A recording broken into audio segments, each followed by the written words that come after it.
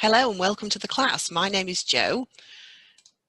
In this class, we're going to be looking at academic writing task 1, specifically the different components or the different parts of it.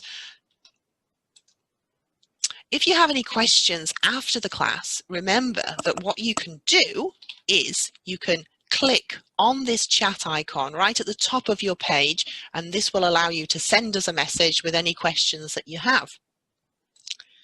Now, this is the first of 2 classes on this topic. It will last about 20 minutes.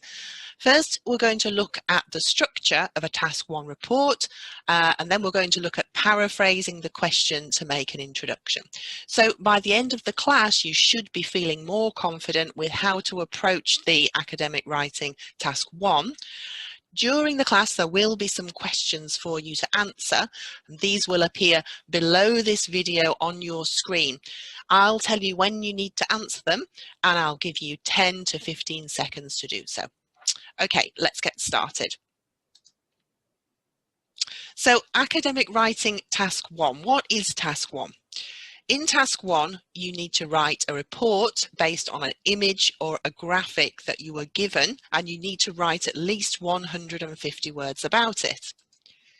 You could be given any of these types of graphics. So, for example, a line graph, a bar chart, a pie chart, a process, a map, or a table.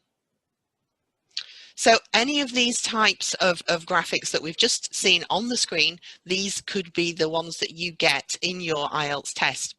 Now, they're all very different. The important thing to remember is that the structure of the report always remains the same for each of those different types. So if we learn more about this structure, it means that it helps you then to know how to approach it, whichever type of graphic you get. So let's look at the structure for task 1. We can see on the right of the screen, we have an image here that shows 4 sections. So we need to begin with an introduction, we need to have an overview, and we need to have 1 or 2 body paragraphs. 1 or 2 is fine. I'm going to explain a little bit more about these sections. So what is the structure? The structure begins with an introduction. Now, this is the paraphrase of the question that you will have on your IELTS test next to the image. So these describe what is shown in that graph or that process or that map. We need to start in this way. The second thing we need to do is to write an overview of the main features. Now, we're not going into detail at this point. We're just writing an overview or a very general summary of the key features that we've identified from looking at the graphic that we're given.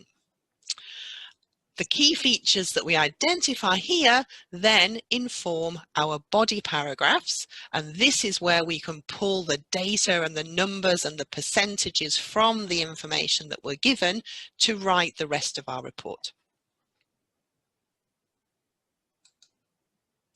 Here's an example of a task 1 report. We're not going to read this in detail, we're just going to look over it to see the structure and how it's being created by the student.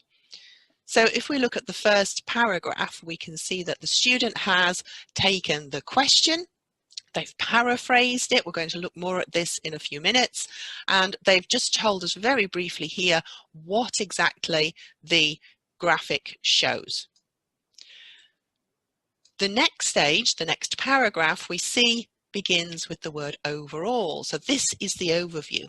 The student has looked at that graphic, they've looked at what the key features are of that graphic. Again, we're going to look at this a little bit more in detail later on. And they've identified those key features, and here they've given a very brief summary of what those key features are. The next thing to do is to develop the report about those key features, and in the next 2 paragraphs we can see here that the student has used different figures, prices, etc. from the graph to expand and compare It's very important in academic writing task 1. Compare the main features that they spoke about in the overview.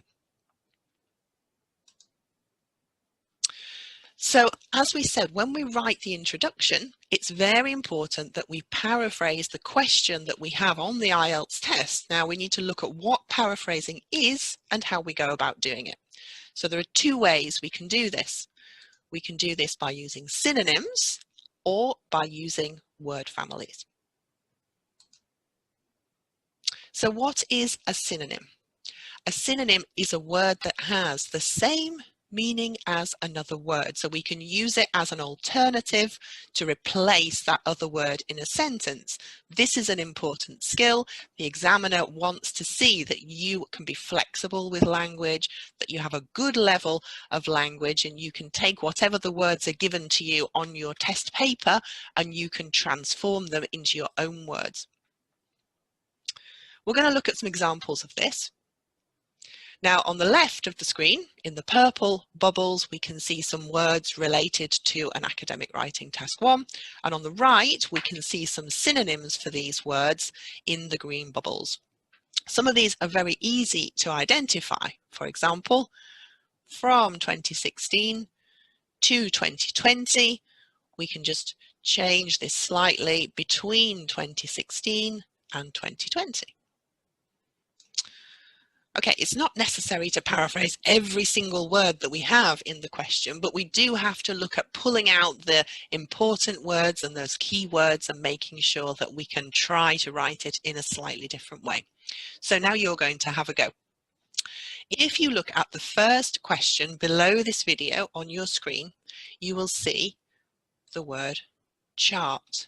Now, what I'd like you to do is look at the options and choose from the selection of words in the green bubbles on the right, choose the synonym for the word chart. I'd like you to do that now, and I'm going to give you 10 to 15 seconds to do so.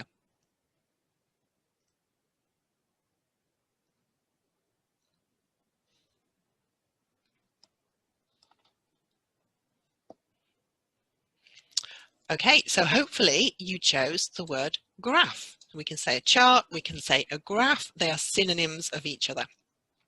Next, look at the next question below this video on your screen. You will see the number of. I'd like you to have a look, please, and select the correct option.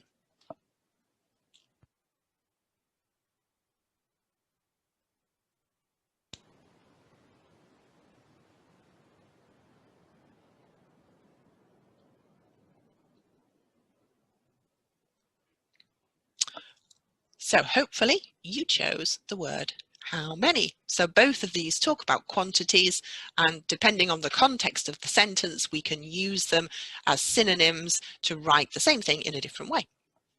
Okay, next question below your screen relates to people. Now, people is a very general word. There are many different types of people. If we look at people in particular contexts, it's often a good idea to choose a more specific word to talk about those particular people. This is a really good thing to do in your IELTS test. So have a look at the next question below this video and choose a good synonym for people.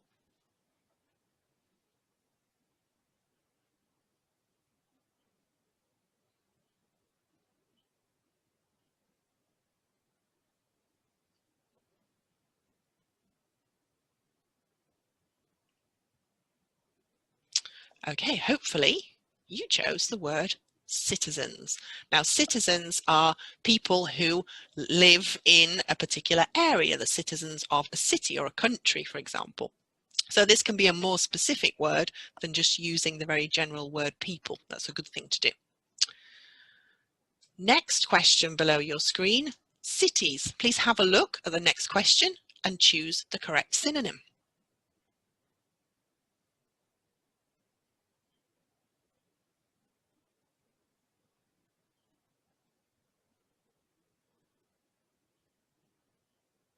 Okay, hopefully you chose the word urban areas. Notice here that we've gone from one word, cities, to two words, urban areas. That's fine. In a lot of cases, when you're looking for synonyms, you're looking for alternative ways. It doesn't always have to be just one word or just two words. That can change as long as the meaning remains the same. Okay, the next question on your screen looks at the word shows. Okay, have a look please and choose the correct option.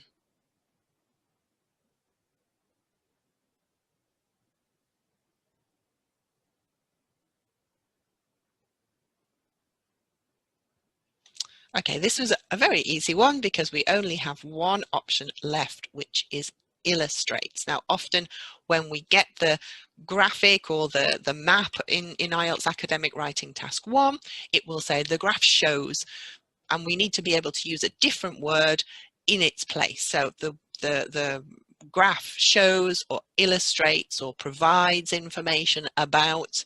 We can use all of those as synonyms. That's a really good thing to do.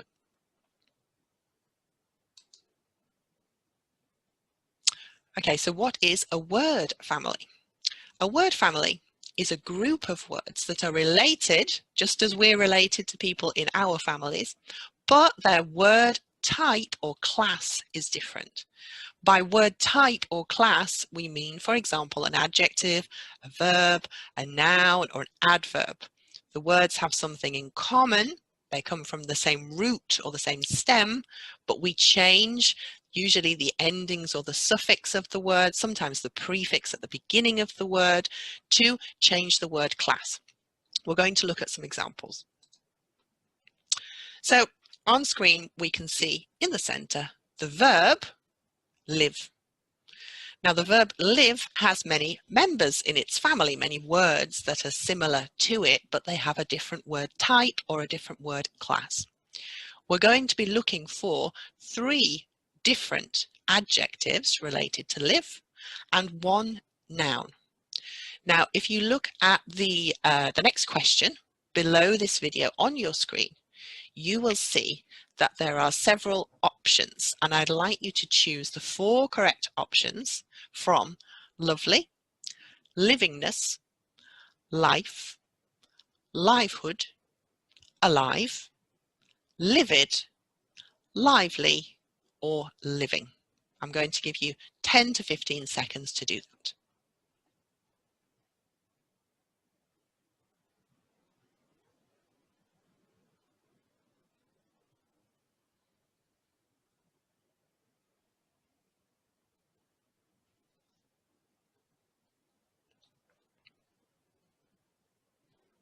Okay, so here are the answers on screen. What we can see, in fact, is that the word live has this stem to it. Yes, the verb live. From live, we can get the adjective living, we can get the adjective lively, or the adjective alive. Now, these are 3 different adjectives. We'd use them all in different situations or different contexts, but they all come from the same word family. And finally, we have a noun here, which is life. So this is a really important thing. It's a really good thing you can do when you're preparing for your IELTS test. Think about word families, think about how to form different words from the same root or the same family, because that's going to be very, very useful for paraphrasing in writing and also in your speaking exam. Even in your reading and your listening tests, you're going to be hearing these different words. Paraphrasing is used all across the IELTS test, so this is an incredibly important skill. Okay, so what is paraphrasing then? We've looked at synonyms, we've looked at word families, and paraphrasing is using these to change the words in a sentence so that it looks different, but it has the same meaning. It's really important that we concentrate on the fact that the meaning has to be the same if we're going to paraphrase. Okay, here in this sentence on screen, you may recognize some of the words that we saw before, and we could paraphrase this sentence in this way. Also, you may recognize some of these words from before. So instead of shows, we've changed to illustrates. Instead of people, we've talked about citizens. Instead of cities, we've talked about urban areas. And I'm sure in this sentence you can see the other paraphrased words that we used before. So in academic writing task 1, whatever you get on the paper, the question that you get in your test, you need to think about paraphrasing it so that you say the same thing in a different way to open and introduce and begin writing your report. We're going to look at an example here, okay, of exactly how we might do this. So let us read here on the left-hand side. The line graph shows the number of people traveling to one company by 6 different methods, namely walking, cycling, driving and public transport between 2012 and 2019. This is what the graph shows, and we're going to just zoom in here to show that.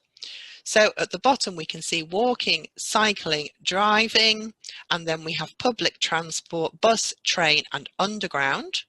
And if we look here, we can see that the number of people, this is the number of thousands of people, and it's the methods of travelling to work in the UK. So we've got this in our question. It's important to think that we need to paraphrase this part. So this whole first section is what we need to paraphrase. The second section that we can see at the bottom here, this is the same for all of the IELTS Academic 1 task questions. So it always tells us to summarize the information by selecting and reporting the main features and making comparisons where relevant. Obviously, we don't need to paraphrase that. We just need to paraphrase this first section at the top, which is specific to this task. Okay, so we're going to have a look at that question again. Here we can see it on screen. The line graph shows the number of people travelling to one company by 6 different methods, namely walking, cycling, driving and public transport between 2012 and 2019. Now we're going to look at 3 different possible paraphrases of this question, and what I would like you to do in the question below this video is to say which of these 3 sentences is the best paraphrase. So let's have a look at what we've got. Number 1, the line chart shows the number of people going to one company in 6 different ways between 2012 and 2019. The line chart illustrates the proportion of travellers' means of getting to work at one business. And number 3, the line chart illustrates the amount of employees at one company that travel to work on foot, by bike, by car, or using public means of transportation from 2012 to 2019. Take a look at that question below this video now, and I'm going to give you 10 to 15 seconds to choose which you think is the best paraphrase.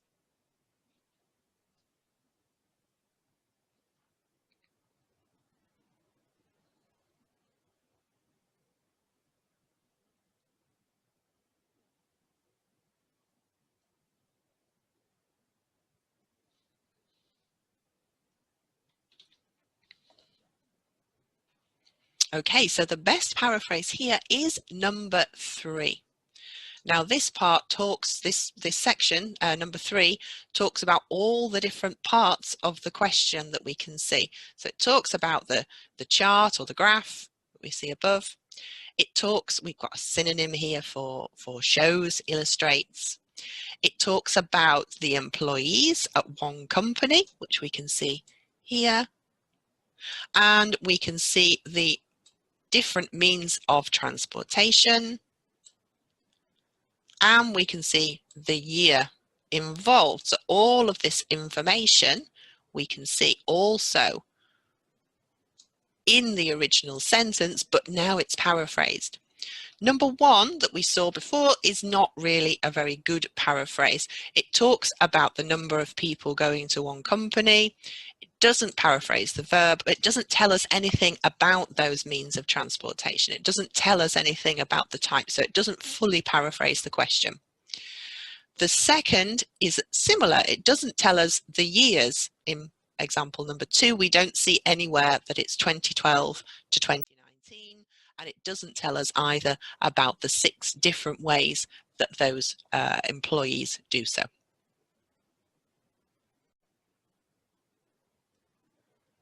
Okay, we're going to have a look at one more example before we finish this class. So let's have a look at a different question, a completely different question. The bar chart gives information about the number of men and women working full-time or part-time in the UK in 2 given years, namely 2000 and 2018. So we need to think first about which words we think could be good to paraphrase. So I think potentially we want to find a new verb instead of gives information. Maybe the number of men and women, we could probably find a paraphrase for that section. And we could probably find also working full-time or part-time. We could think about paraphrasing other words as well, but let's concentrate on these for now. So the word gives, we could say as an alternative, provides, shows, illustrates, or presents. For information, we could talk about data or numerical data. It would depend very much what type of data was actually shown in that chart. The number of, we could say the amount of. Men and women could be male and female employees. Remember here, we've got a very specific word now. Instead of people, we're looking at employees because we're looking at a working context. So as I said before, this is a really good way to find a very specific alternative to the word people. And finally, working full-time or part-time, we could say working on full or reduced hour contracts. If we used some of those alternatives, we could end up with a sentence that looked like this. The bar chart provides data on the amount of male and female employees in the UK working on full or reduced hour contracts in the years 2000 and 2018. Okay, so that is the end of this class. Remember that if you have any questions, you can click on this chat icon at the top of your web page to send us a message. This is the first of 2 classes, so now it's really important that you do the second class and also do the training and practice activities that are connected to these sessions. Thank you very much for listening, and we'll see you again. Goodbye.